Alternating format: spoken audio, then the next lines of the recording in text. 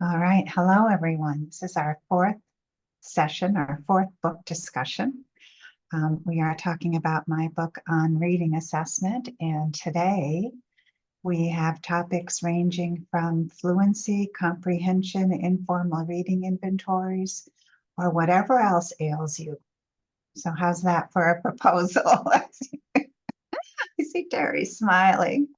I thought maybe we could begin today by could we just talk a little bit about reading fluency? What do you folks think of when you think about your students and reading fluency? Are there some thoughts that immediately come to mind? Challenges that you've experienced? It's definitely something that we're working on at my school. We are piloting the Wit and Wisdom Oh, okay. curriculum, and there's a fluency passage that goes with each module. So today I was working on they're reading a book about a seahorse. So it was with some first graders practicing the fluency passage and Okay. multilingual learners. So it's Oh, you have a complicated population. right, and I enjoy it, but I'm trying to navigate the best way to teach it and to practice it. Mhm. Okay, we'll talk about, I have some slides, but I have some other things. It's kind of a broad topic. It's a real, gosh, it's a real important topic, I think, because we learned several years ago that it wasn't really just about reading speed. It turns out fluency is like fundamental for comprehension, right? And the explanation is that we can't get to the good stuff. We can't make meaning from text if our decoding isn't effortless and easy and accurate and all those good things. I mean, I've been doing this for a long time, so I was around at a time when I had people say to me, we don't need to be concerned about reading fluency because we're just going to give kids extra time. And the fact is what happens is that these children take longer, right, to make their way through passages. And sometimes they do that through, I call it sheer brute force. And then they get to the end of the passage and they don't remember anything.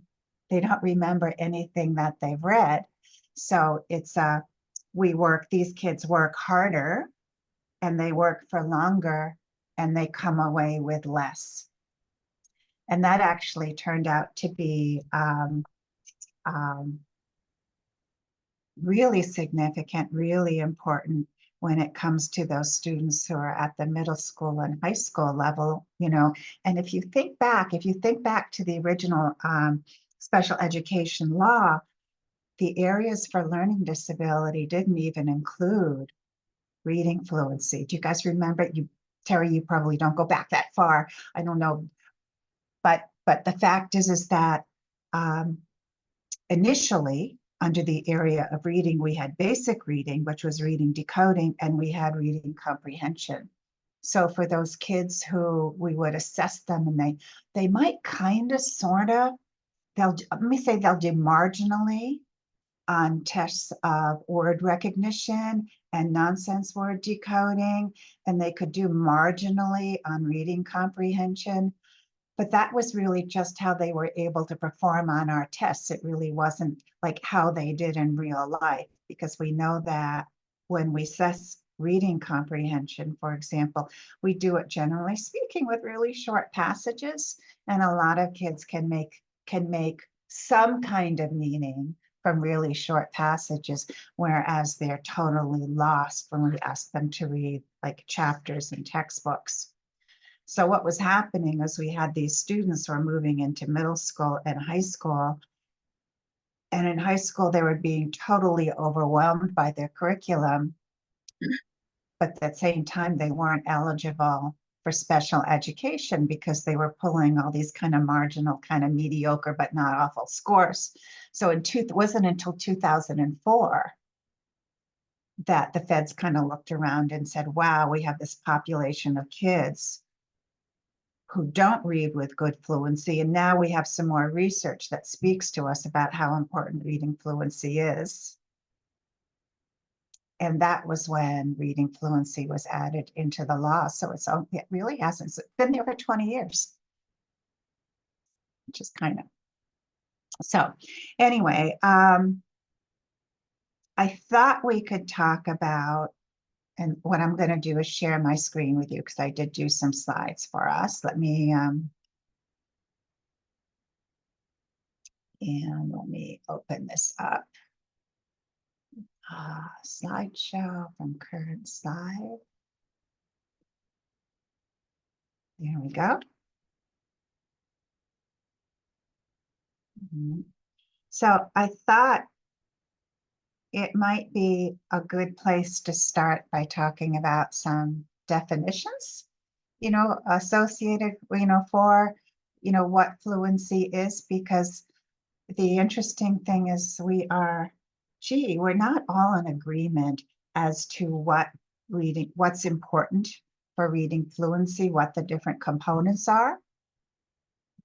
And if we're not all in agreement, then we're probably not going to be measuring the same kinds of things. And you would think that different measures of reading fluency would all bring us to the same place, but it turns out like they don't quite do that. So understanding some of these like smaller differences between what tests are measures anyway turns out to be a really helpful thing. So I had pulled together, you probably found them in the text, some definitions, and we can kind of go through them. Or maybe I should ask you, like, if you have any thoughts about like what's important for reading fluency, because it may turn out that there's no one like perfect answer to that question. One I've seen, I don't know, remember where, but I've seen the diagram of if a child is having trouble with fluency, go back to phonics, go back to decoding, go back to phonemic awareness. You sort of have to go all the way backwards to determine where the where the student is struggling. And sometimes even with older students who are not fluent, they go all the way back to phonemic awareness and have to start, by developing that skill so that they can build their phonics knowledge onto something. I think that, yeah, and that's exactly kind of what we do. In order to improve reading fluency, we have to understand where the breakdown is. And I think the hope has always been that, particularly with high school students or middle school students who were behind, that we'd have some sort of way in which we could like take a shortcut, like to get there. So if they were struggling with reading fluency, maybe it would be possible we could just kind of step in and like fine tune a few skills, and maybe like that would do the trick. And I remember sort of many, many years ago giving a talk to high school administrators who brought me in specifically to talk about this issue of instructing reading in our older student population. And I kind of spoke about exactly that, Brenda, how we have to step back and we have to see exactly what level kids are breaking down at, because we really have to get into that foundation level. And it turns out that phonological processor, like being phonemically aware, is really, really important for reading fluency. Like you can't build it without it. And anyway, this group of administrators, they were all kind of disappointed in what I had to say, because there is just no short fix, And I think for a while in the field, what was happening sort of in the, I don't know, 15, 20 years ago, is we got really excited about this thing called reading fluency. And if you think back to the National Reading Panel, right, fluency was identified as one of the 5 core areas. So what did we have? We had phonemic awareness, we had vocabulary, we had comprehension, we had fluency, and I'm missing one. What was it? Phonemic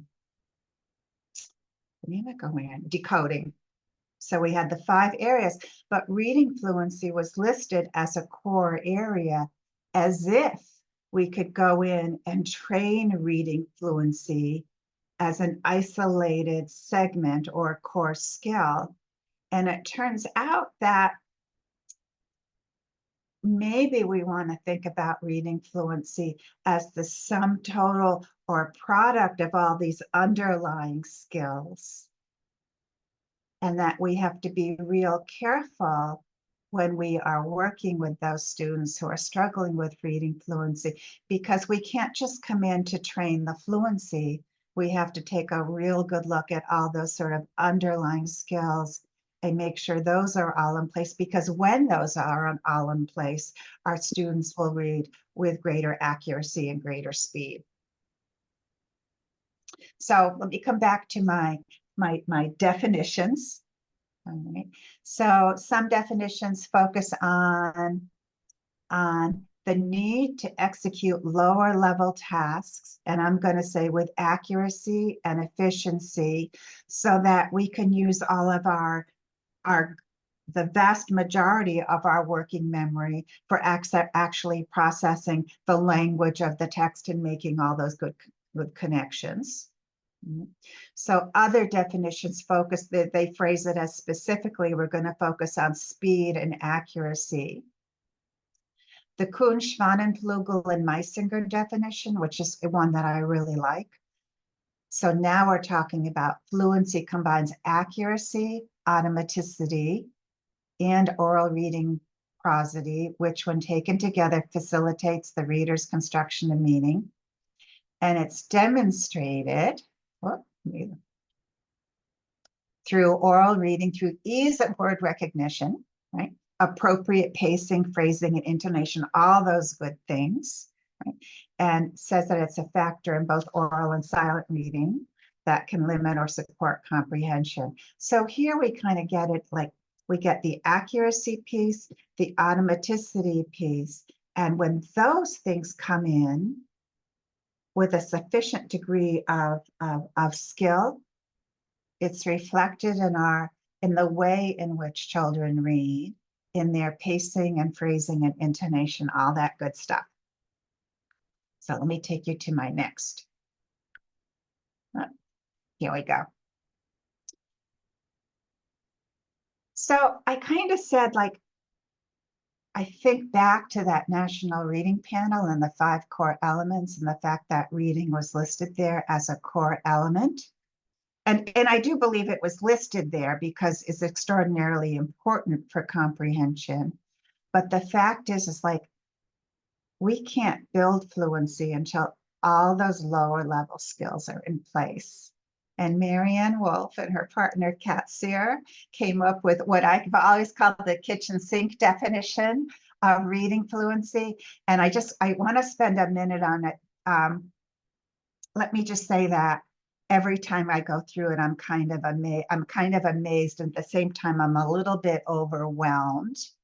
I think that there's a lot of like good stuff in here, and I'll tell you what my concern about it is. So in this definition of reading fluency, we have lower level attention and visual perception, orthographic representations and identifications, auditory perception, phonological representation and phonemic awareness.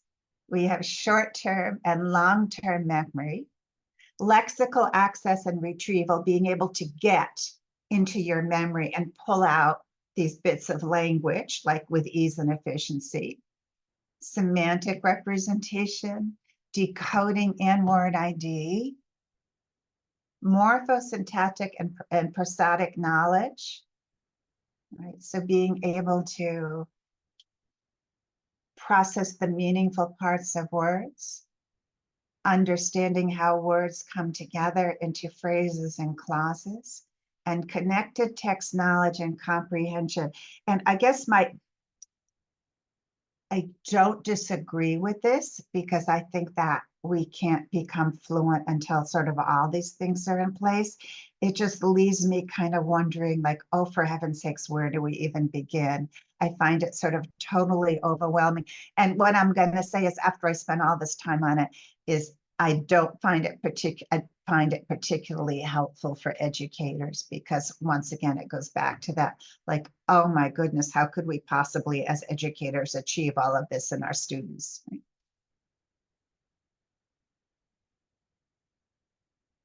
I do think that reading fluency is based develops on a foundation of those lower level executive function skills. And let me just say that I sort of view executive function as that network of underlying skills that permits us to take in information. It permits us to chunk it and store it and retrieve it upon demand, and to do that all in a focused way and with a fair degree of accuracy and with ease. So I do think that those EF skills are really important for the building of reading fluency. And when I think about reading fluency, however, I'm going to take you to a slightly different place. Okay. So how do educators, how do most people like conceptualize reading fluency? So in a lot of models, like way that a lot of people think about reading fluency, think about fluency with respect to decoding skills. And so we think about fluency of decoding.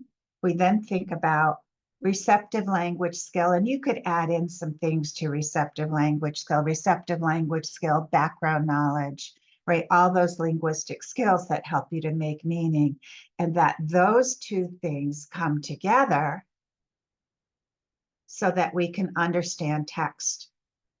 So we think about fluency specifically with respect to reading, decoding. And then there's all the other stuff. Then there's the language processing.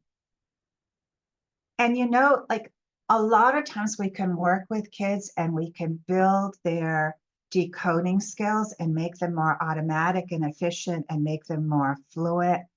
And the fact is like after all that work, they're still reading slowly. I do think that we have a group of kids, right, who process language, who work really hard to process all that language. And that the reason that their reading fluency is slow is because they're slow to take in all those words. They're slow to take in all those words, to parse the meaning of the words, to put those words together into meaningful phrases and clauses. And they just work so hard at that. That is their lack of fluency in processing language that actually slows them down.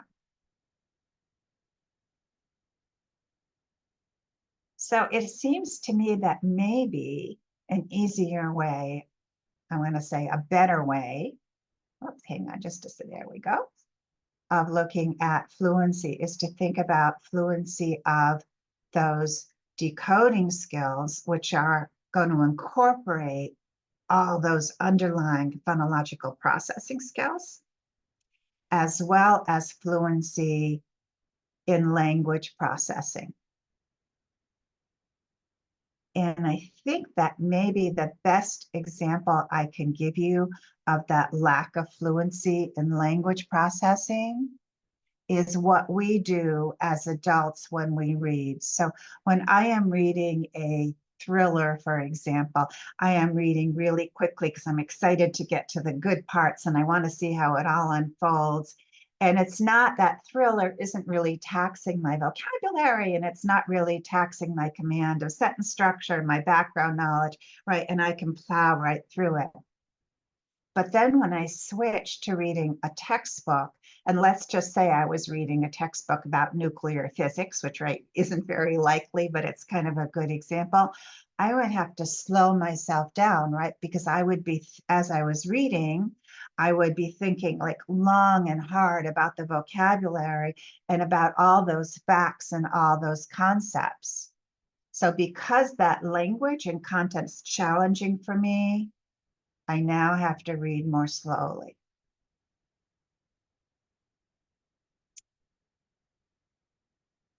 So I think if we step back just a little bit, we might want to like refashion kind of the way in which we think about reading fluency as a pathway to comprehension, which is kind of what you see here, that we have to be really good with our decoding skills, our word recognition skills, our word attack skills, right? to be automatic and efficient, but we also have to be able to process all of that language, and I'm going to include background knowledge here, with a fair degree of ease, because together the processing of the two is going to permit me to read with fluency, and that's going to really bring me to comprehension of text.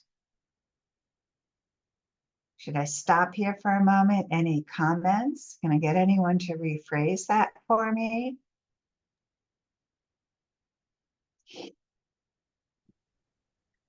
I could, Hi, Michael. I can't rephrase everything you said, but I think that here's what I'm taking from it. I want to check my understanding is that, as I don't know if there's an age limit around this, but as kids are getting older and reading, moving beyond just decoding individual words or working in decoders, that that we're looking at their efficiency in decoding words and also their understanding or their receptive knowledge, their receptive language skills in order to read whatever they're reading with some prosody and some phrasing. I guess phrasing is the same thing. And that when students are doing both of those things, we call that fluent reading. And then that is sort of like a way of getting at comprehension. Thank you. No, I think that's really good. So I think that, you know, one of the things that happens is when we look at our slow readers, once again, we have to figure out, like as Brenda was saying, exactly kind of where it's breaking down. And for the vast majority of our slow readers, it's going to be breaking down on the decoding part. But we also have a group of kids who are just slow to process language. Those are the kids in our classrooms. You know, when we talk at them, that language kind of goes right by those ears. I mean, think about, I'm always just so amazed at the fact that we can understand each other at all, or that our students can understand us, because we have to take in that speech stream consisting of all those phonemes that are all smushed together, and we have to chunk them into meaningful units. We have to chunk them into morphemes. We then have to chunk all those words into phrases. We have to chunk those phrases into clauses. I mean, it's endless. And then we have to end by taking all that stuff that we think we just understood and placing it within the context. You know, anyway, that job is just huge. And I think that for some kids, they are going to, we're going to find it hard to turn them into like fluent readers, because they're just working so hard to process that language. So anyway, thank you. So let me, yes, Brenda? Is that language processing speed something like RAN that's just difficult to improve, that just is how their brain functions? Or are there ways to improve, other than improving vocabulary and background knowledge, are there ways to improve that language processing speed? First of all, good question. I think that the answer in the field of assessment is always, it depends, you know. So I think for some kids, if we can improve their vocabulary and we can improve their understanding of sentence structure and how we make meaning with words, then we can improve the ease with which they take in all that language. I think there are other kids who just probably struggle with the EF of it all, you know, which is really kind of not really fixable, not sort of not immutable, and that despite our efforts, it will be really hard to like bring them up to the speed of their peers. So I think it's an it depends sort of thing. Yeah. Okay, thank You're welcome. So we're talking about assessment. We should move a little bit into assessment and the question of how do we assess fluency. Yes. Yes. Well, I guess this is where you are going. So I'll just wait and see what you have to say about how we assess fluency. Sorry. No, go ahead. Did you wanna? Well, I was just wondering about some of the ways that we try to do it as in the context of the schools, and not necessarily doing a formal evaluation, like Mhm. looking at using something like Brzezinski as a way of assessing fluency. And I don't know if you're going to speak to those kinds of assessments, or if you're just going to talk about more of the Well, more. I'm going to talk a little bit about how we do it in terms of progress monitoring. Um, I don't know if that's what you, Uh, yeah, and maybe even like the utility of using a non, maybe a non-norm referenced assessment to okay, assess okay. fluency. Let me, we can do that. So I will, as we go through, we can talk about how we would do that with a text that wasn't norm referenced. Um, Good thought. Okay. So the thing about assessing automaticity and fluency is it turns out that as human beings, we don't quite have the ear for it. So we haven't been equipped by Mother Nature in order to discern teeny tiny pauses, which when considered collectively, like in a whole passage, would tell us that this is a child who was working a little bit too hard on this passage. All right, so that's not something that we're able to do. So we have a lot of options like at our disposal. We can look at oral reading of passages. We sometimes use oral reading of word lists. How fast can you read this list of words? And then we have some options for doing this silently that we can talk about as well. And a question might be like, do we need to listen to all kids reading orally? Can we do this sort of with silent reading? And what I would say to you is that we typically do it orally just because that's the only way we know if kids are reading all the words. So we do have some ways of doing it silently. We'll talk about them, but the fact is that they can give us in the end a score, but they can't speak to us about reading accuracy, which is just a real important part of reading fluency. So let's just, I'm going to take you through kind of a small sample of tests, and then I will try to address doing this like with a non-norm referenced source. All right, so I just picked some tests that I thought would help illustrate different points. And so let me just start with the Wechsler Individual Achievement Test, which a lot of evaluators like because it's relatively quick and easy to administer. And it's part of a battery for those of you who might not be familiar with the Wechsler Individual Achievement Test that lets you look at all things academic, soup to nuts, kind of. So we can look at performance in math, both calculations and word problems.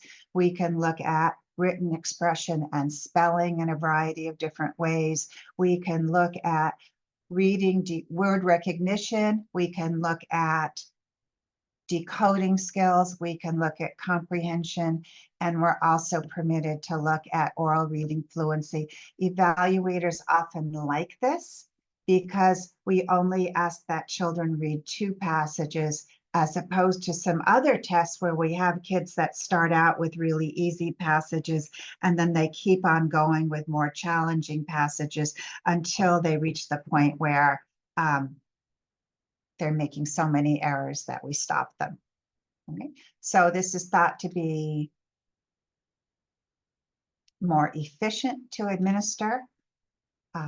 Like all time fluency measures, evaluators have to have a stopwatch. And this is the thing that I wanted to talk about a little bit, is that different tests have different criteria for marking things as errors. And you might think that an error is an error is an error, no matter how we look at it. But it turns out that in the area of reading fluency, that different authors have different perspectives. And so on this particular test, self-corrections are not counted as errors. Kids who might break contractions, right, into their individual words, right, that would not be counted as error. And repetitions are not counted as errors. And as we go through, I'm going to actually spend a little bit of time sort of further on talking about like why this would be so important. And is there, in the end, a correct way to look at the fact that kids make different kinds of errors? So the Wyatt has two passages. Kids are started in the Wyatt according to where their grade placement is. And if they're not able to meet some really basic criteria for reading that first passage, we can drop them back to a lower grade level. And most of the time it works okay, but sometimes it leads to a situation where we're actually administering like a second or third grade level set of passages to children who are fifth grade. And so we never actually have that opportunity for them to score them on their fifth grade level performance. We end up scoring them on that second grade level performance. And that gives us kind of an inflated score. So the Wyatt folks actually include a warning with this subtest. And but it's kind of buried in there, and it presumes that evaluators are reading like the entire manual, which would be the hope for evaluators who administer a test, but it's not always the reality. And so there's a warning here: administering this subtest to examinees who cannot read or have very limited word reading skills can provide misleading results. A basic level of word reading ability is required in order to evaluate reading fluency skills. That's really true. And then they say, actually, now that we thought about it, maybe what you want to do is both administer the grade level set and that final lower level set and look at both sets of scores. And they give us some language to put into our report, and they say, in kids who have, I'm going to say, a profound difficulty with word recognition, this subtest is not measuring the reading fluency of grade level passages. Once again, it's kind of all of this is like in the manual, it's buried in footnotes. And what happens is that some people end up reporting those scores without understanding that those scores are not based upon a grade level performance.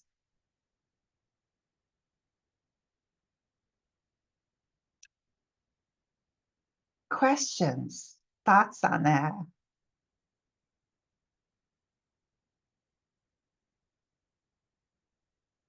Oh, let me add, there is a comprehension component, right? So after kids, don't want to forget this. So after reading the passage, students are asked a comprehension question.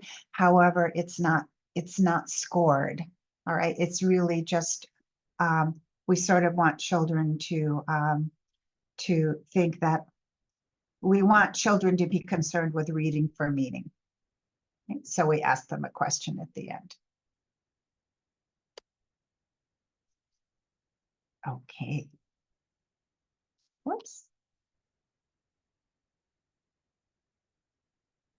So the probably one of the most popular, widely used measures of reading fluency now in the 5th edition, the Gray Oral Reading Tests.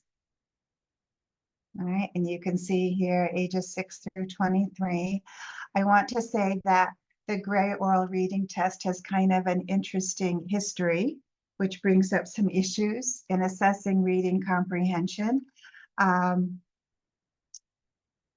For people who are familiar with earlier editions, what would happen is that as we would start out with easier passages, and the kids would read along, and they would move into passages that were more and more challenging.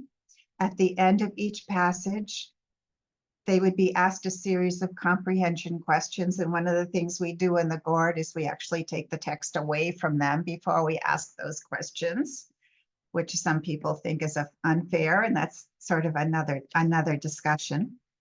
But what was happening is that kids would be struggling to decode those passages. They would be working really hard, and their reading would be highly inaccurate. And then they would get to the comprehension questions, and somehow they would still answer them. So they would continue on, like in the test, until it just sometimes became an absolute struggle on the part of the examinee, and became, I'm going to tell you as the evaluator, really frustrating, because we don't want to overstress kids when we test them. And what was happening is that the reading comprehension questions were not designed so that you actually had to read the passage in order to answer the comprehension questions. And you may kind of like stop and you may go like, who would do that? Like, how can that be? But in a lot of the cases, kids could use their background knowledge to answer the reading comprehension questions. And they didn't need to read the text. And there was a whole to-do at one of the big reading conferences at one point where evaluators were kind of having fun taking the test for themselves and not even bothering to read the passages, but were just seeing how many of the comprehension questions they could answer. And it turned out that more than 50% of the comprehension questions could be answered without ever looking at the passage. So the 5th edition was a total redesign of this test, and the Gort folks sort of fashioned new questions that required knowledge that would actually be found in the text. All right, so on the Gort, kids are reading increasingly difficult passages. We can get scores for a variety of different things. We can look at reading speed, we can look at accuracy, right? Together, those give us a fluency component. And we can also look at comprehension of orally read text. That's exactly what this is, based on a kid's recall of what they read. So now the other things that we can get, aside from these scores, because scores give us one kind of information, don't they? They speak to how a child is performing in comparison to his or her peers. But we actually want to know more than that. And for instructional purposes, right, we really want to know something about that skill set. And so we can actually go into these passages and look at them in greater depth. And Michael, this is the part that would apply to using texts that don't come from formal norm reference testing, so that we can always look at a text. We can look at how a child is reading a particular text, and we can get some data from that if we know some basic things about the text. And the first thing that we would need to know about any text, and this would apply to the passages in the Gord or the passages in the Wyatt or any sort of book that you pick up that kids are reading, is we want to know that readability level. We want to know sort of what grade level that text comes in at.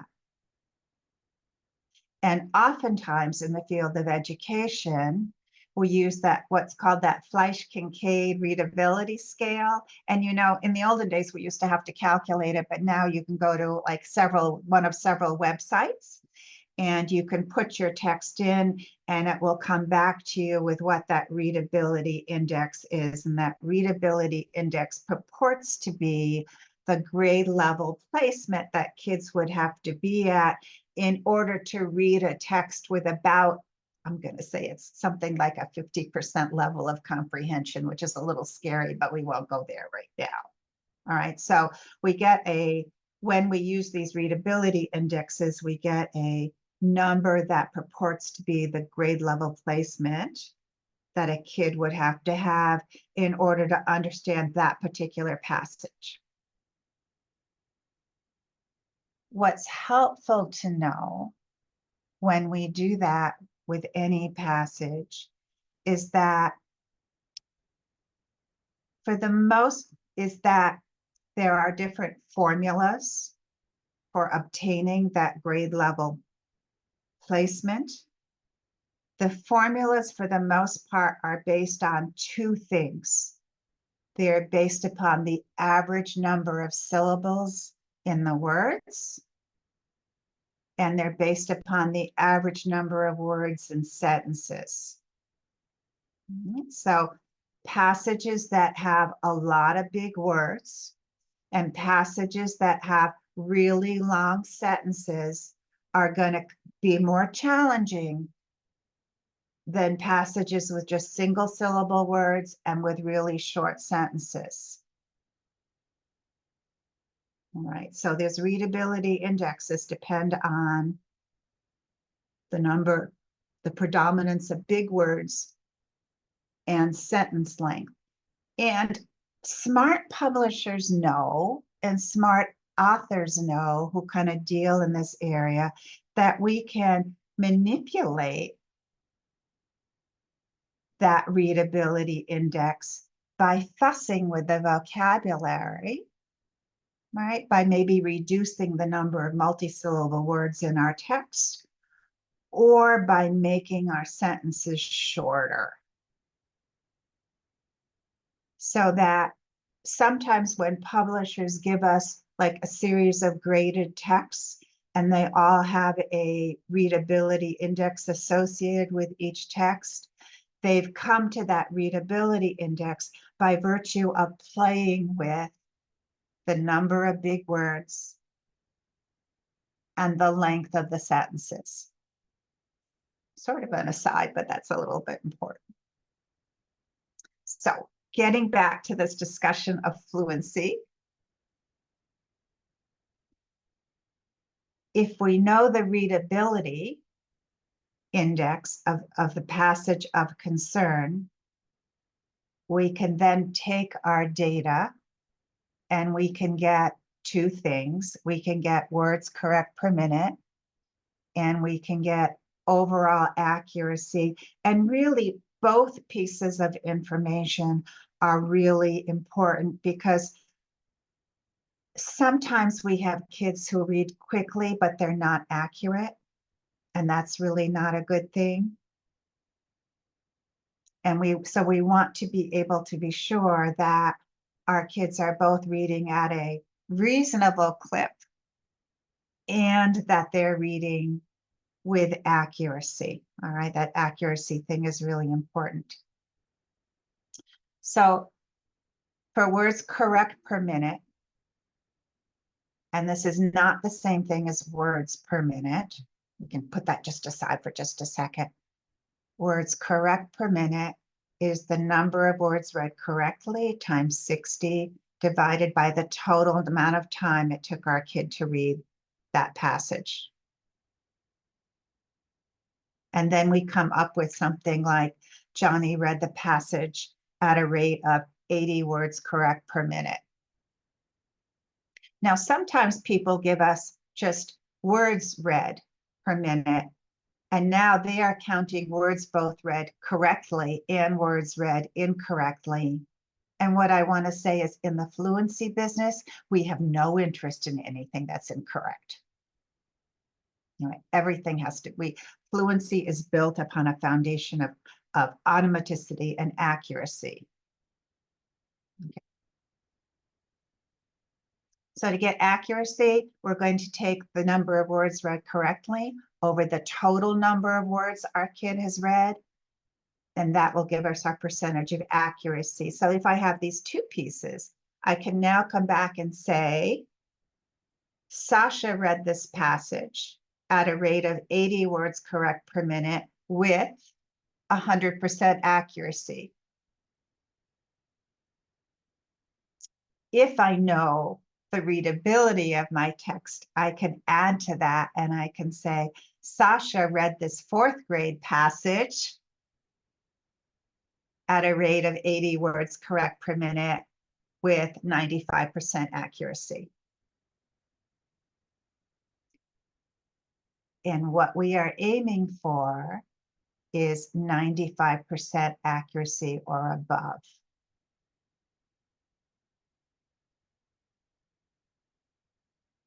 So now you can see that we can take any passage that our kids are working with. We can plug it into one of the readability formulas, like you just look it up on the web. And then we can get all of this information, words correct per minute and accuracy. I'm going to stop here for a second because I just talked a whole lot. Questions, thoughts?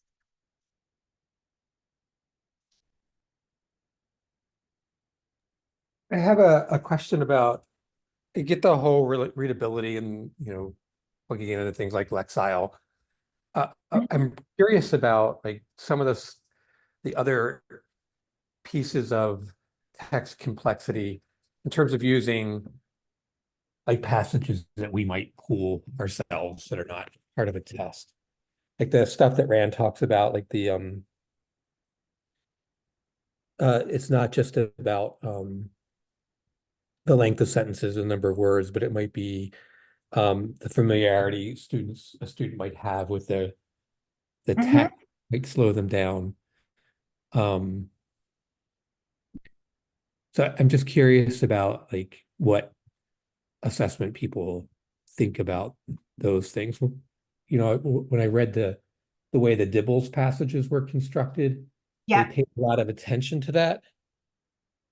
And yet, like for a lot of our multilingual teachers at Winooski are kind of skeptical of those passages because they're like, our kids sometimes have no idea what they're reading. And so that in their way. Which I think is still a measure of reading, but I just wonder about like how you might take those things into account. Well, I think for most kids, reading, the research tells us that reading fluency correlates with comprehension, which means that if you are playing the odds with a group, like with a group of students, most of the time, if they are reading fluently, that is also telling us that they are reading with comprehension. But I think one of the important pieces of learning about our students is not so much playing the odds or what the correlations say, but is really looking at all of those pieces and not just the degree to which our kids are decoding, but also the degree to which they understand the text. And for most kids, once again, their reading comprehension should be pretty much equivalent to their ability to take in language through their ears, presuming that they are reading all the words. So I think that, when we do an evaluation, reading fluency works really well. I'm going to say this carefully, kind of as like an enhanced screening. It tells us a lot about the degree to which those underlying skills are in place. It doesn't tell us what's going wrong, but it tells us that we really need to look deeper. But I think we also really need to look separately at that comprehension piece, because we don't always want to be playing the odds, because sometimes we're just going to be wrong. Michael, does that make sense? Yeah, actually, that makes a lot of sense. Would you say then that a listening comprehension assessment is always, we should always be doing that with students as well? Yes, and I've been pushing for this for a long time, because that listening comprehension piece speaks to a child's ability to process all that language in the text. Listening comprehension incorporates not just vocabulary and syntax and all that stuff, but also our background knowledge and our ability to make meaning from language. So that listening comprehension speaks to potential for reading comprehension. And when you're working with like ESL kids, that lower listening comprehension score is probably just telling you, we need more time and we need more work in this area, because language is language, whether we encounter it through our ears or whether we take it off the page.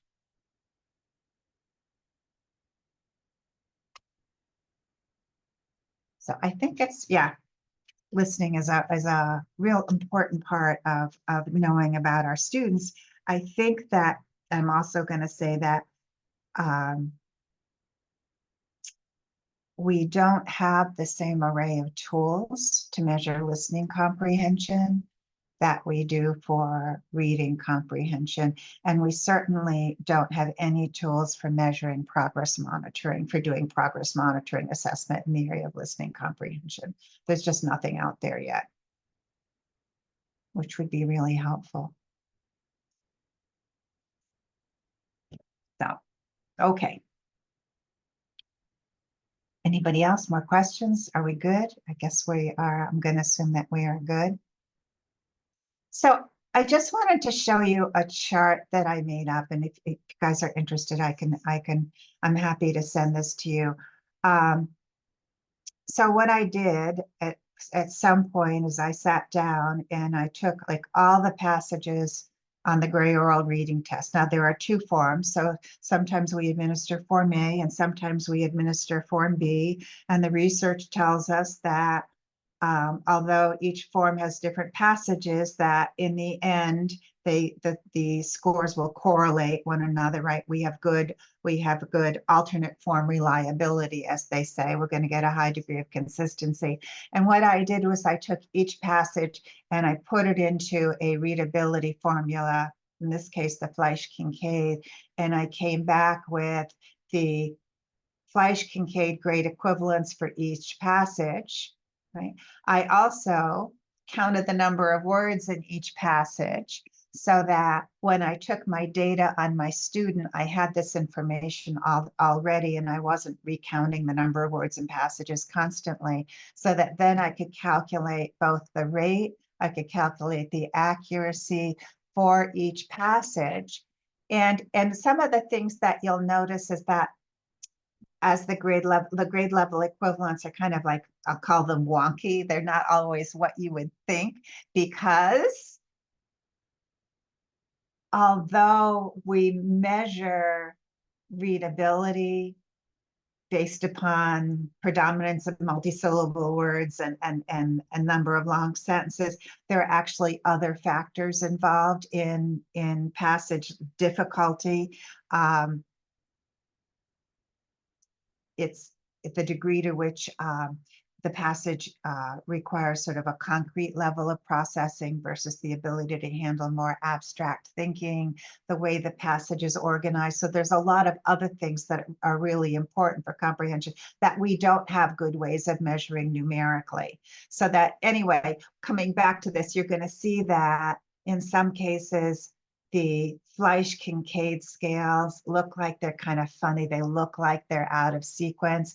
It's just that the test authors were looking at some of these other factors as well in the passages. So anyway, a chart like this is kind of nice to set up. It's kind of nice to include if you're reporting on a formal test. And then at the end, I threw in each passage on the GORT has 5 comprehension questions. And it's just kind of nice to get sort of a sense of to what degree, how quickly our kids are reading and how accurately. And we can do all that if we have this information. So let me know if you would like to have this chart, and I will send it to you.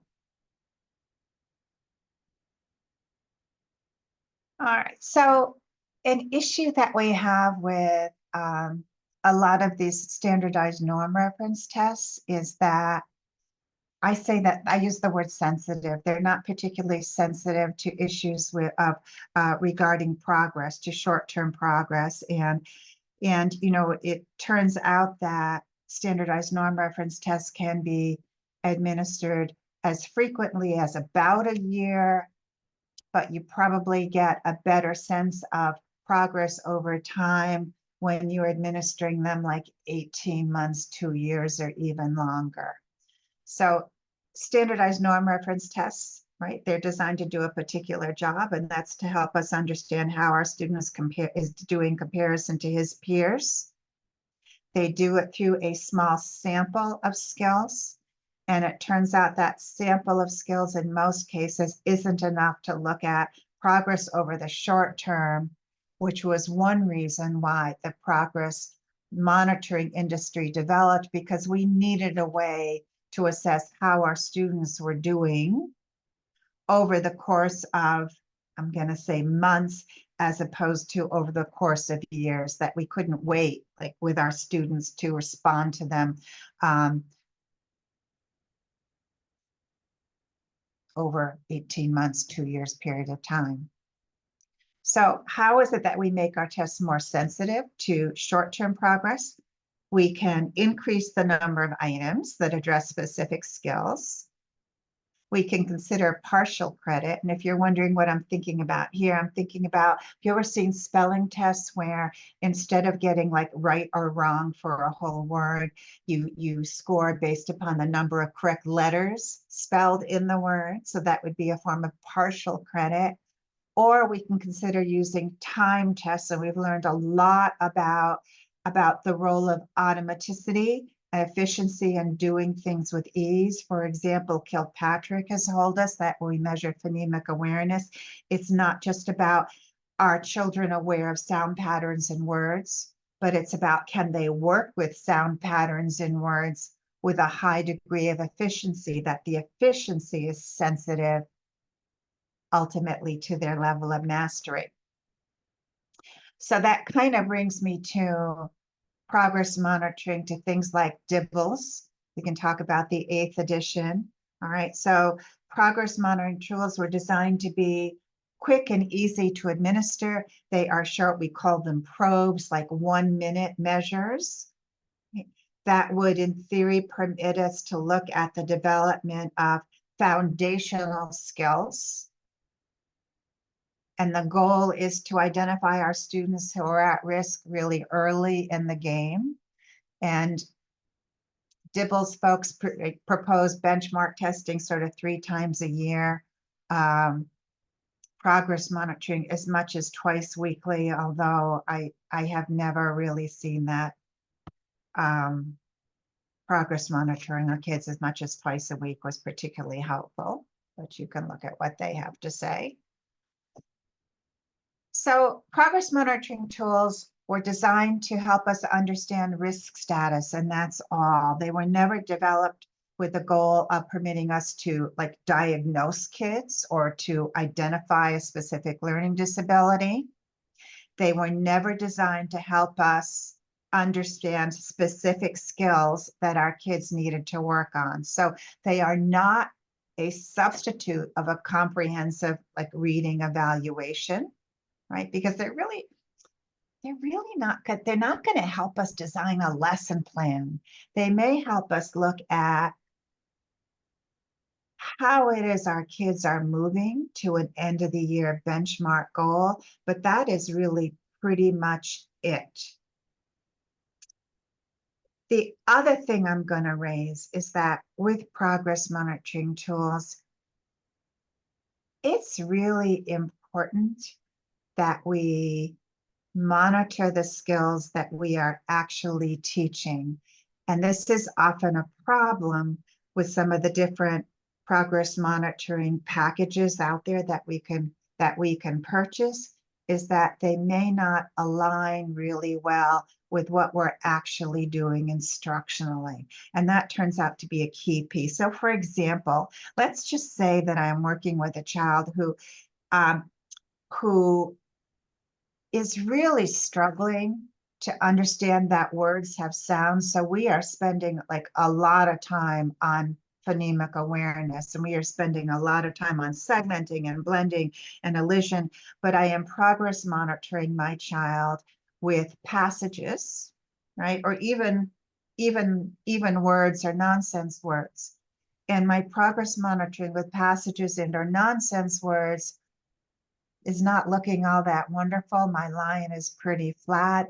We're kind of wondering if our kid is ever going to reach that end of the year benchmark goal. And the fact is that in this particular case, what we're monitoring is not aligning with what we are teaching. And the fact is we may be spending that time on those underlying skills, and that time may be really important and be a real foundation for future growth, but we're not going to see it on our progress monitoring graph. So here's this sort of an example. Here's Matthew and how he's doing with words correct per minute. You can see that the end of the year benchmark goal is about 120 words correct per minute. And you can see that my student is being tested twice a month. And you can see that my line is pretty, I'm going to say pretty flat here. And oftentimes these progress monitoring products will tell us that if we see so many scores below a trend line, that at that particular point, we should be stopping and we should be reevaluating what we are doing instructionally. And I think that discussion of what we are doing instructionally is a really complicated thing, because there's so many different variables that are contributing to Matthew's like lack of progress or progress here. Because it could be that Matthew's not getting a large enough dose of instruction. It could be that the group he is in is too large, so he's not getting enough like time on task. It could be that the time he is spending in his reading class is not devoted to the specific skills that he needs to work on. So let's say we're spending a lot of time on comprehension when he is really, really struggling with phonemic awareness and basic decoding skills. It could be that the pace of the instruction has just outstripped his ability to achieve mastery, and that he is being asked to move on to the next skill when he's never really mastered the one he's working on. So there are so many different things. There's so many questions that we have to ask ourselves about, like, what is it we're going to do with Matthew, that we really have to know. We really have to have the entire picture. Period. I'm going to stop for a second. Questions here? Thoughts?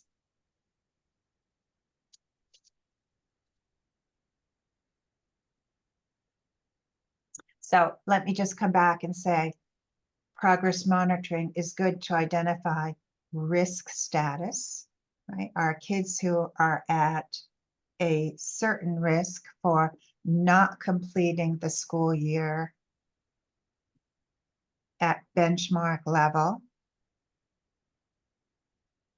But it doesn't really give us a whole lot more information. In fact, we probably get more information by looking at the data that we take as part of teaching, right, our students,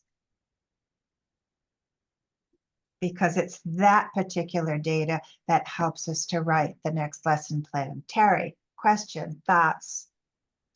Yeah, well, I'm thinking of a student that I have who's a first grader, and we're struggling to find passages that he could read for progress monitoring when the curriculum is really based on decodable texts, and the DIBELS passages aren't necessarily decodable. Yeah. So I don't know, and it's not for assessment per se. I don't think we don't have at this point concerns about a reading disability, but it's more just trying to monitor progress, trying to find a good tool for the little learners. You know, the only thing I could say is if you're working primarily with decodable text, then you might want to look at the nonsense word decoding, but I don't think that goes all the way up. I'm trying to remember like sort of what grade levels you can do nonsense word decoding with. That would probably align a little bit better. Yeah, and he's getting better at that, but again, he's also a multilingual learner, so the nonsense words for him it's just really tricky because he sees like calve and tries to make it into cab, and so it's just it's tricky to find a good tool. Yeah, I don't. Yeah, I think the trouble with our multilingual learners is that there will never be a product out there that can address all of their individual needs because their profiles will vary so much, right? But we do know that our multilingual children can certainly, our ESL kids can certainly be taught phonemic awareness, and they can certainly be taught decoding skills, and that we really should be able to look at the rate at which they're acquiring those skills in a very similar way that we look at our more typical kids. So, okay. Other thoughts, other questions? No? Okay.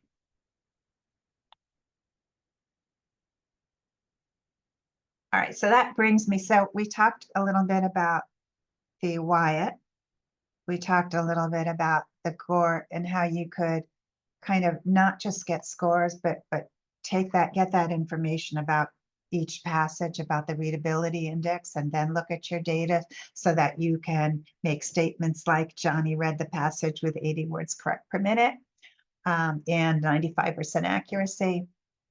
But I wanted to talk a little bit about sort of what is an error and sort of this whole thing of miscue analysis, because I said at the beginning, I said, you might think that an error would be an error, that we'd all like agree like that this is an error, and it turns out that's not quite true. So let's talk a little bit about sort of miscue analysis. This sort of falls under that, I'm going to say, that whole language umbrella.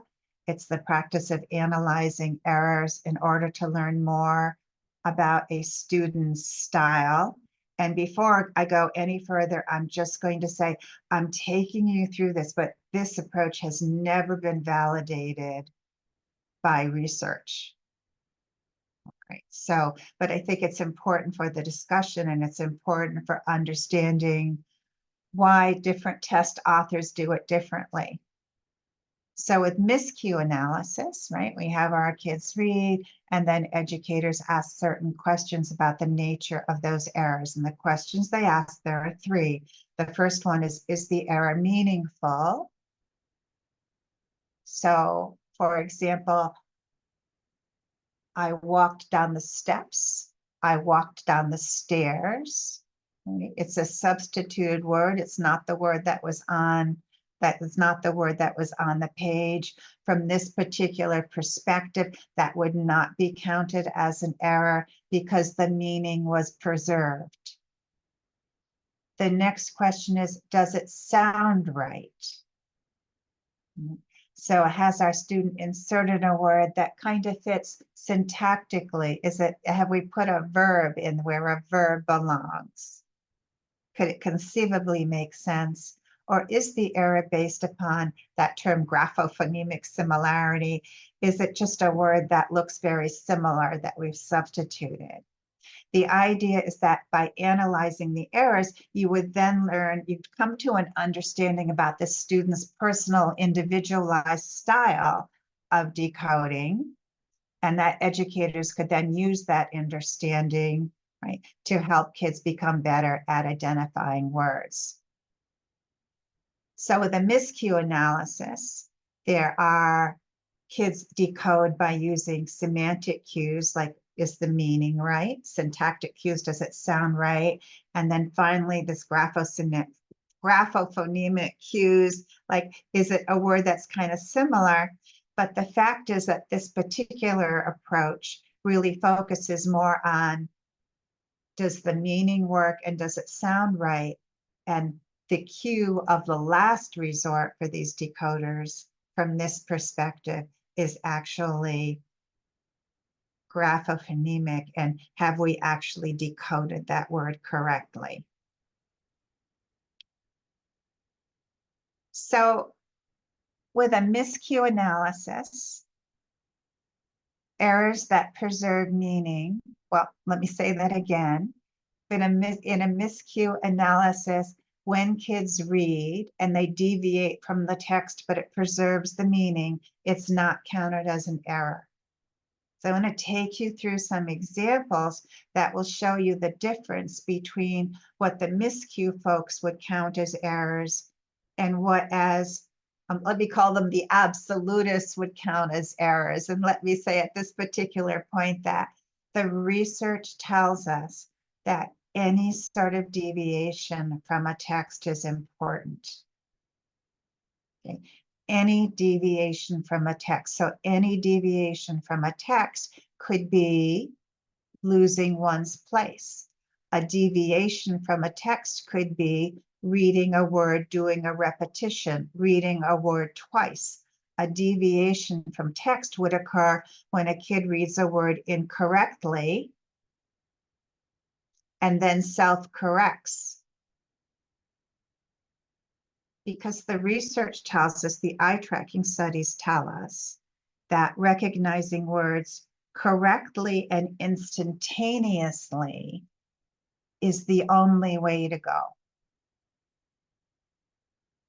So that we have to recognize words correctly, instantaneously, as a foundation for reading comprehension. And when kids read to us, any kind of deviation, once again, from the text is telling us that not everything in that process is in good working order. Let me show you my examples. So I have my text. The crowd cheered the chimpanzee as he stared at his keeper. That's what's on the page. And this is what Alice reads. The crowd cheers the champion as he starts to kick. And in this case, whether I count my errors from an absolute perspective, any deviation from text, or I just count those errors that do not preserve meaning, my count is going to be the same. No big deal. Ralph reads, the crowd cheered the chimpanzee as he started to go, stared at his keeper. And here you can see that I have numerous self-corrections, like he's working really hard. That's a really good thing. A miscue analysis would say there were no errors in the reading of this passage. The absolutists would say there were 3 deviations from text.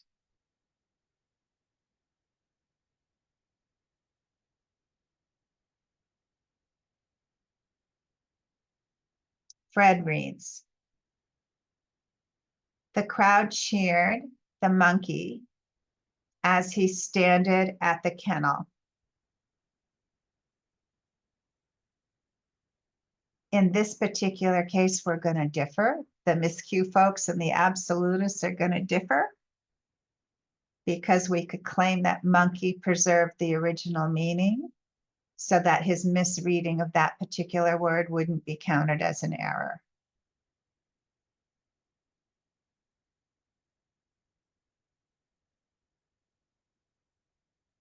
Ethel reads, the crowd cheered the chimpanzee as he stared at his keeper. And you can see we have several repetitions. In the miscue world, repetitions don't take away from the meaning. I guess it's just extra.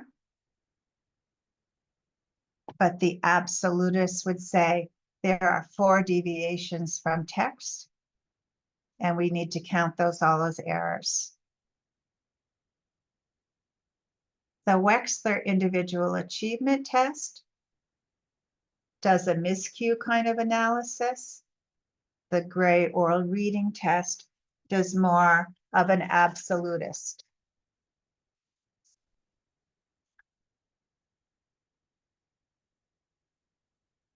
There are a lot of things that we know about reading now that we didn't know, I'm going to say even, I want to say 30 years ago, 40 years ago. All right. This miscue analysis has been around for quite a while. We now know from eye tracking studies that children with decoding errors work harder to read text, and that effort that they put in to read the text manifests itself in a slower rate of scanning across the page.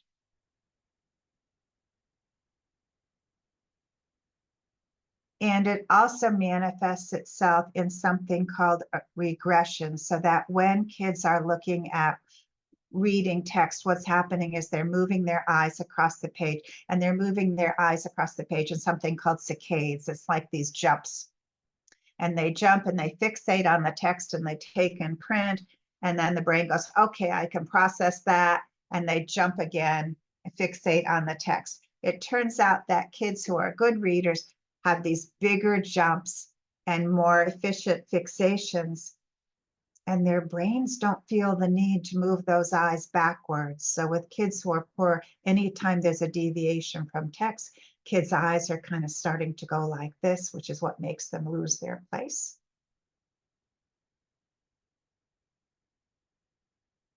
A lot of that goes away when we teach kids to read the words, and when they can fixate on that text, they can do it more efficiently, they can take bigger jumps, and reading fluency develops.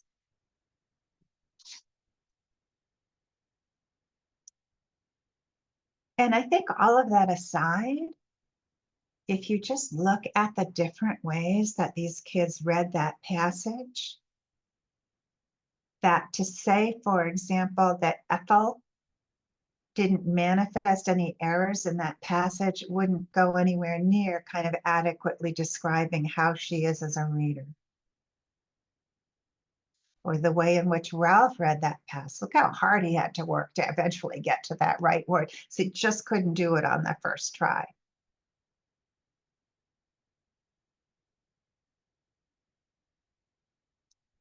So the case for the absolute analysis and counting any kind of deviation right now is pretty strong. And it comes to us from a lot of research that's been developed over the last, I don't know, 30, 40 years. Questions, thoughts? Oh, here you can see a chart. Now you can look at like the 3 things together and sort of how they compare.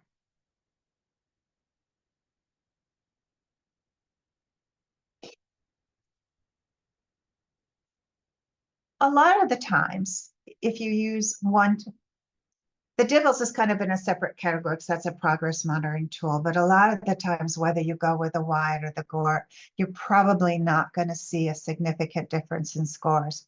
But sometimes you will, because if you have a child, right, who does a lot of self-corrections and a lot of repetitions, it's not going to manifest itself on the WIAT in the same way it'll manifest in the scoring on the GORT.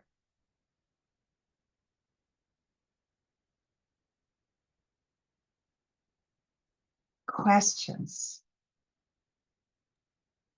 I'm curious, is there any, can you point me towards an article that talks about the eye tracking? I'm curious to read more about that. You know what I will do? Let me put it in an email, Michael, and I'll get you. Yes, and I will send it to you guys.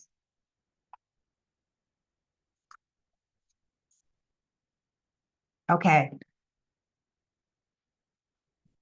Let's see. Words or passages? Does it matter? So evaluators are always thinking in terms of efficiency. And when it makes sense, we like to do things quickly, like who doesn't? We all have a lot on our platter. So if given a choice between asking kids to read a series of passages or asking them to read like words in a list, asking kids to read words in a list while we time them is certainly going to be faster and more efficient. And the question is, does it matter? Can we get away with reading words in a list as opposed to reading words in passages? The research tells us that most of the time, here we are again with that most of the time, how kids do when we ask them to read passages will be pretty much the same as how kids do when we ask them to read words in a list format. But that brings us to it's a correlation again, that brings us to the fact that it works most of the time, but it doesn't really work all of the time. And let me just give you some sort of like examples of where you can find words in a list format. The most popular one, the one that's been used for years and years, basically because it's been around for longer, is the test of word reading efficiency, right, by our reading greats, Torgerson, Wagner, and Rochot. And all of these tests consist of two word lists. One is a list of real words that are both decodable and irregular. And the other list is a list of nonsense words. So we typically administer both. And it varies in the amount of time. I think that the Kaufman, I want to say I didn't put it here, is about 30 seconds, but the test of word reading efficiency is 45 seconds for each form. It's like a minute and a half really well spent. And you can see we can do the same thing with the Kaufman. They all call them different things. And the Wechsler Individual Achievement Test now calls it orthographic fluency. They're just trying to go with the wave of interest in orthographic processing. That's all they're trying to do here. So we have a variety of different ways that we can do this, but here's my little case study. We have 3 students. We have word lists and passages. We asked them to do both. And so you can see that Sasha did poorly on the word lists, on reading real words, reading nonsense words, and she did poorly on passages. And I think that one kind of makes sense to us, doesn't it? I think that kind of like works. Well, it correlates, that kind of like, we can't read words in a list, we can't read words in a passage. Masha, however, we administered our words in lists, and she had an average score reading real words and an average score reading nonsense words. And she had a below average score on passages. So how could that be? Where would that come from? What is the difference? And now you have to put on your evaluator hat and think a little bit like an evaluator, because sometimes we have to think long and hard about why we would get different scores on tests that really should give us about the same thing. And what's the difference between word lists and passages?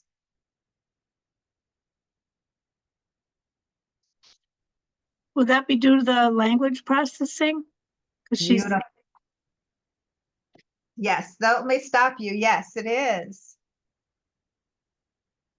Because on the word list, we're only asking kids to read words, right? They're not couched in sentences. It's just isolated words. But when we ask kids to read passages, now there's this whole, their words in context. And now we're dealing with meaning. And so this well might be one of those kids, right, who actually decodes okay, can recognize words with a reasonable degree of efficiency. But when we give them passages, they read more slowly because they're working really hard to take in all of that language.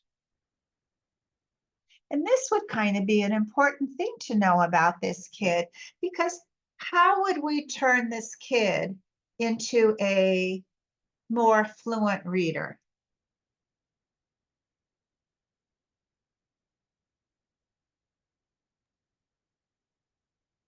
What would we have to target to do that?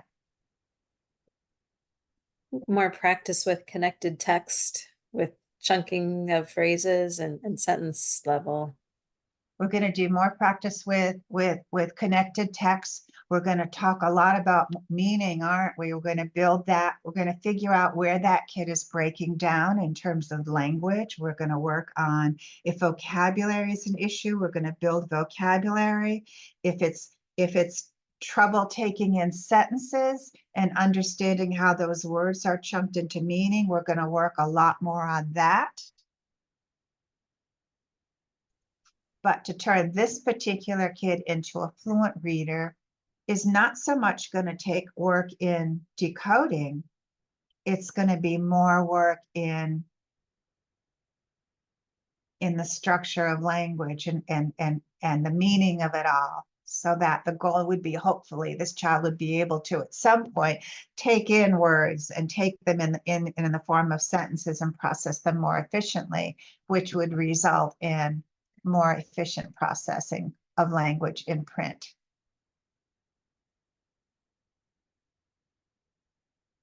What about Pasha? So Pasha didn't do so hot on my word list, but he did okay on passages.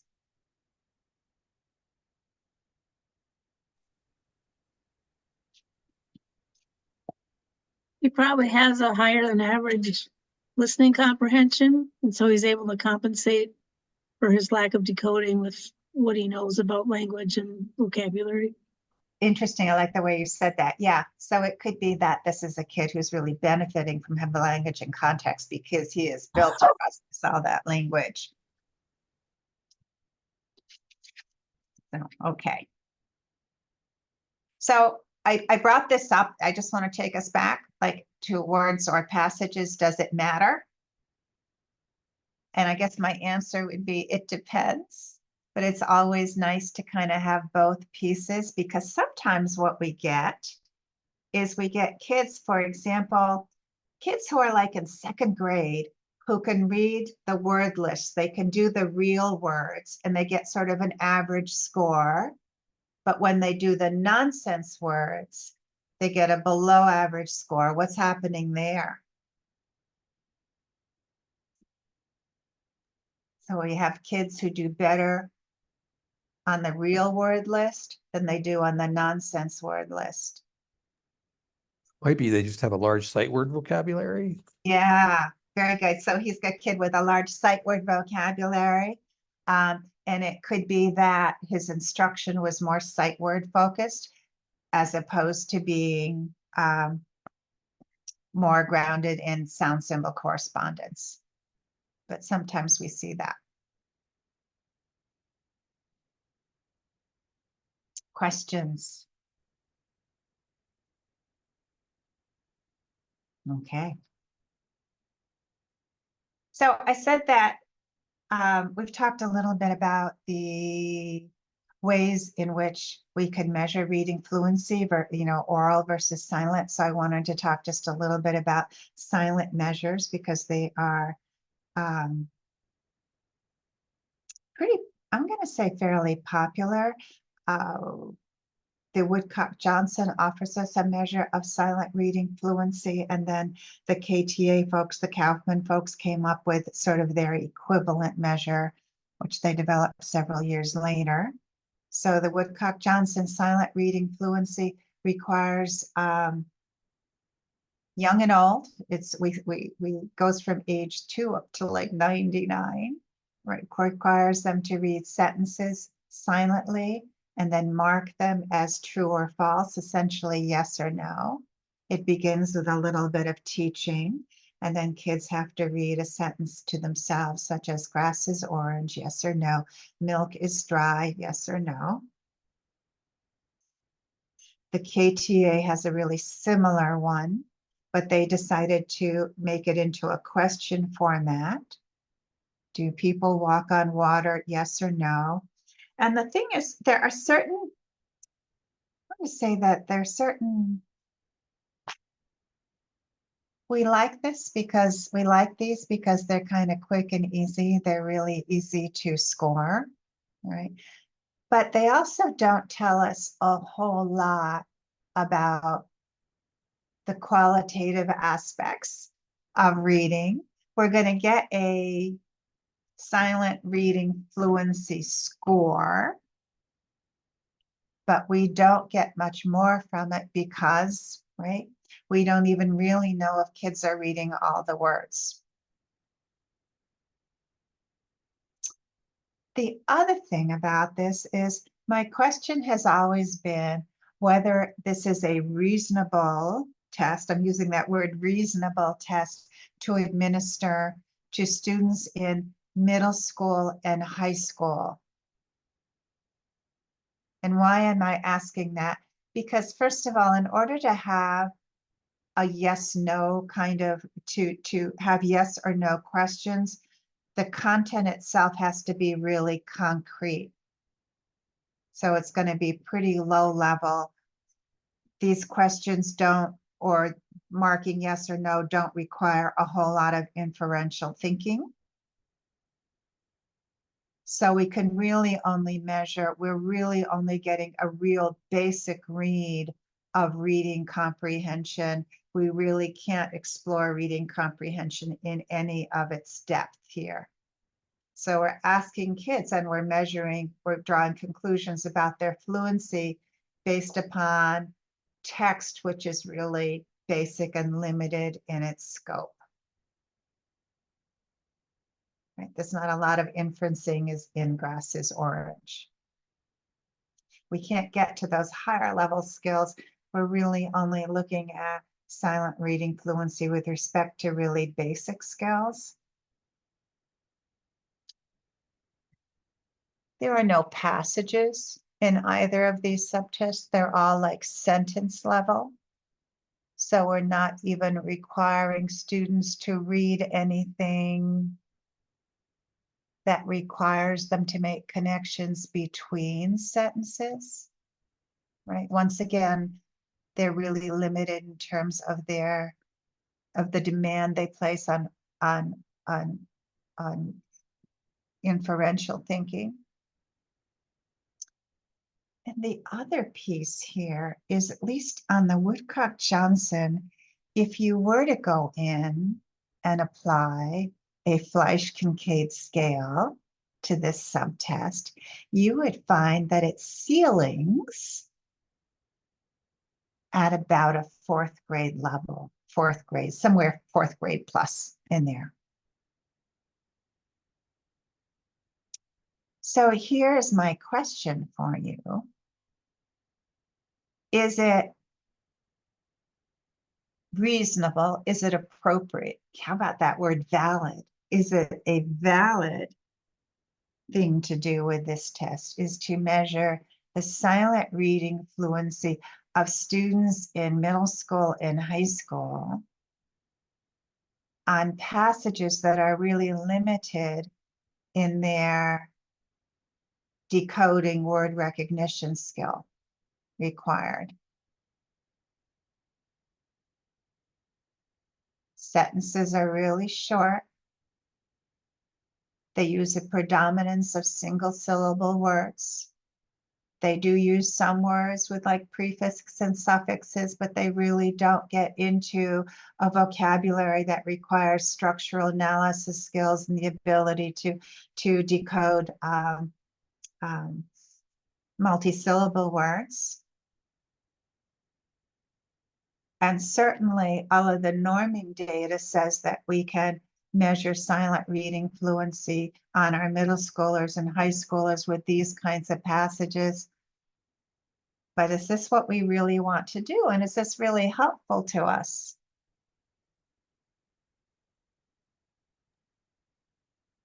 it doesn't really help make good instructional decisions because there's so That's many missing pieces to, what skills they have or don't have. That's very true. You really can't make any instructional decisions based upon this because first of all, I've always said that whenever we're assessing like reading in general, we always want to be sure that we have an opportunity to hear our students read aloud. And with these subtests, you would never hear your kids read a thing. And you wouldn't be able to draw any conclusions as to why their reading fluency might be reduced. And I will tell you that the Woodcock-Johnson folks at least tout this subtest as a measure that not only gives information about reading fluency, but also embeds comprehension in it. And it just kind of makes me want to cringe, to tell you the truth, right? Because the comprehension is so limited in its scope. And there's no potential here for learning about the quality of our students' reading. But we could get a score. We can get a score as to how our student is reading in comparison to his or her peers. That much we can do with this.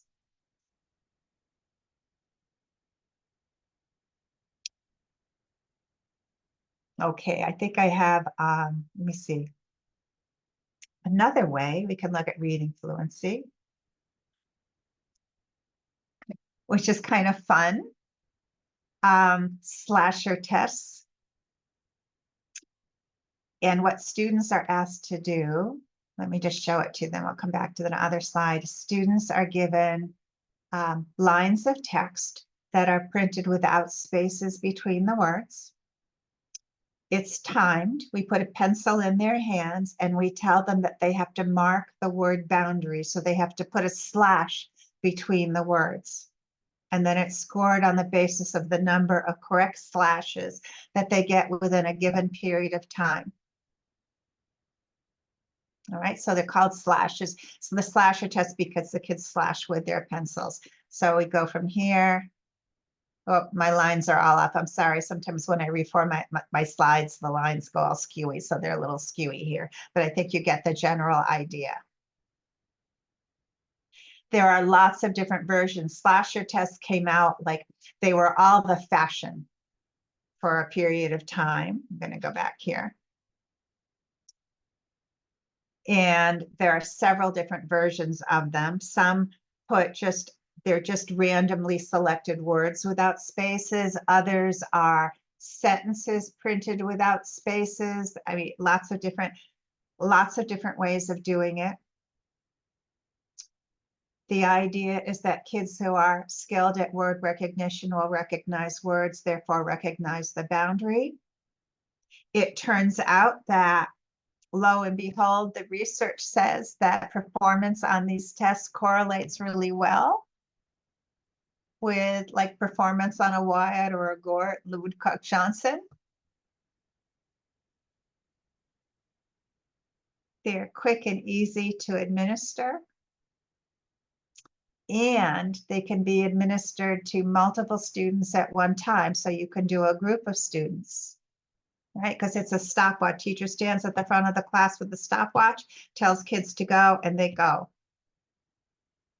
Testing time is just a couple of minutes. So quick and easy to administer, quick and easy to score. One of the caveats with these, however, is that if you have kids who are struggling to control their pencils, what you might actually get in their score is the measure of a child who has difficulty controlling his or her pencil, as opposed to actual like reading fluency.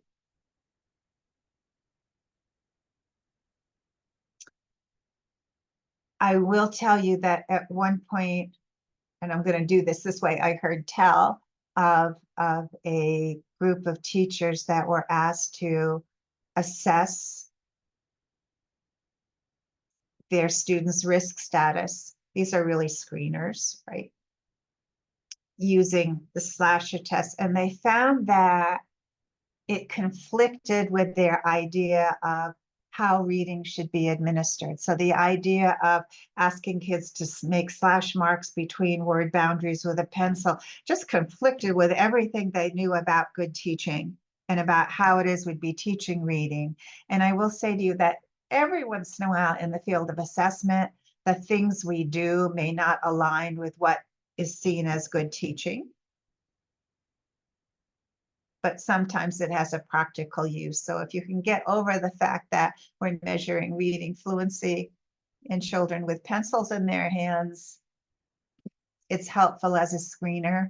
Once again, this is one of those tests that's not going to tell us a whole lot. It's going to give us a score, but it's not really going to be helpful from a diagnostic perspective, and definitely not going to help us do a better lesson plan.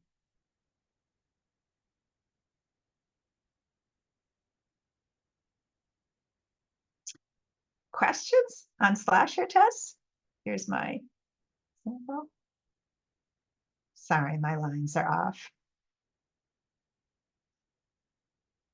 Not a bad way, however, to screen kids like at the beginning of the school year.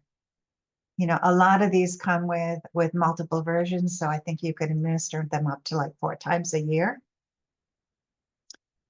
but no potential for diagnostic use.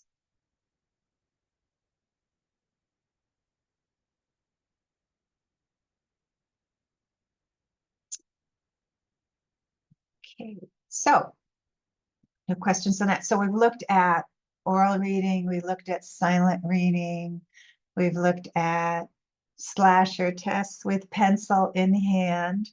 So I am sort of coming to a close here, but I actually wanted to talk, I don't have slides for this, but I was sort of thinking today that it would be a good thing to end with. So when we have challenges with reading fluency, we have to have a real clear understanding of where those challenges come from. So from an evaluation perspective, we're going to look at reading fluency, and then we're going to try to figure out how come this kid's reading is so slow. And we're going to look at skill with reading real words and skill with reading nonsense words. We're going to look at all those sound symbol correspondence skills. When all these things are amiss, we're going to dive deeper into the phonological processor, and we're going to look at that child's command of phonemic awareness. And we're going to look at this thing that we call rapid naming, that ability to reach into your language system and pull out language labels with a high speed of accuracy and efficiency. Because in order to turn someone into a fluent reader, they have to have a functioning phonological processor, right? Their processor has to know that words have sounds and be able to manipulate them. And they have to be able to execute that retrieval piece with ease. When we see a word, we want to identify it quickly and accurately, reach into that language system and pull that word out. We know that we can train phonemic awareness, and we know that we can train decoding skills. The rapid naming thing is a little bit harder. And what I want to say to you is that some children who have RAND deficits can be trained to read more quickly. And some of those children can even be trained to read with age-appropriate fluency. Some children will not. And we don't have a good enough handle on it from a research perspective to help divine which children we can turn into fluent readers and which children will remain slow readers. One thing that we do know is that the later we get to our kids, the later that we address their reading challenges, the smaller, I'm going to say the smaller that window is for turning them into a fluent reader. And in part, that's because every year kids go without remediation is a year's less reading experience that they have. And we know that not only is it important that we teach kids good skills, but kids have to be active readers. They have to be reading a lot. They have to encounter all kinds of words frequently, because it's that partnership between the instruction that we do and reading experience that builds a fluent reader. When we don't get to kids like in middle school, they have missed out on several years of being active and involved readers. And we haven't figured out, no one's figured out really how to make up for all that lost experience. I think our presumption has to be that we can turn all children, that we have to do our best to turn all children into fluent readers, because it just really turns out that this fluency thing is really important for comprehension, and that we live in a world that demands a lot of reading, that places a high premium, and that places a high premium on being able to do things with efficiency. So I'm happy to talk about this. If you have like questions about this, you want to talk about who we can turn into fluent readers and who are going to be more challenging.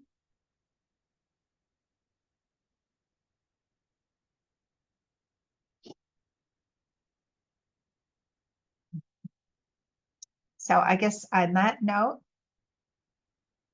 let me see, was there a slasher test? I'm going to bring this to a close. And anyway, I'm going to thank the Vermont chapter of the Reading League again for having me. And we have one more session next week on the 26th on written expression and spelling. And I love doing written expression. So it's kind of a fun discussion talking about the different ways that we can measure written expression, the ways that make sense and the ways that are kind of crazy. So tune in. So I'm going to stop recording.